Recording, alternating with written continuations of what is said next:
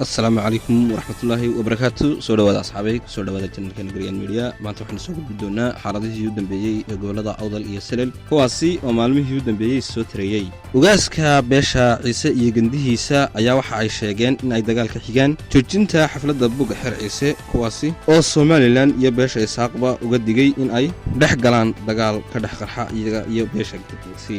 Taliska ciidanka qaranka Somaliland ayaa sheegay in ay jirto gacmo shisheeye oo ku jira xaaladda Buurama waxayna sheegeen in la qabtay 4 nin oo sniper ah kuwaasi oo leynayay dadkii lagu laayay magaalada Buurama. Waxa isaguna iscasilay wasiirka warfaafinta Somaliland taasi oo sheegay in la iska hor keenay isaga iyo beeshiisa loona dhiibay go'aankii qadhaadha ee reerkiisa lagu laayay. waxa iyaguna jiray maalmihii u dambeeyay waawaan iyo xalin laga dhex wado dadkii gadadsanaa ee magaalada Buurama maalmihii u dambeeyay ka waday mudaharaadyada kuwaasi oo la rabo in ay joojiyaan rabshadihii iyo dhibaatooyinka ka socda magaalada Buurama. dhanka kale waxaa jira jabhado ka dilaacay gobolka Awdal dhalinyaro sheegay in ay ka soo goosteen ciidanka Somaliland ayna difaaci doonaan deegaanadooda.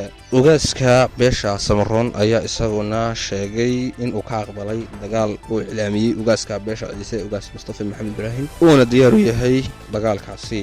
waxaa jira dhaqdhaqaaqyo ciidan oo laga dareemayo gobolka Awdal waxaana laga baqayaa in maalmaha soo socda uu ka qarxo dagaal sokeeye kaasi oo ka dhex qarxi doona beelaha Ciise iyo Samaroon. xukuumadda Somaliland ayaa ilaa hadda aanan sameyn wax dhaqaaq ah oo lagu xalinayo dagaalada ay ku baaqeen labada beelood ee Samaroon iyo Ciise.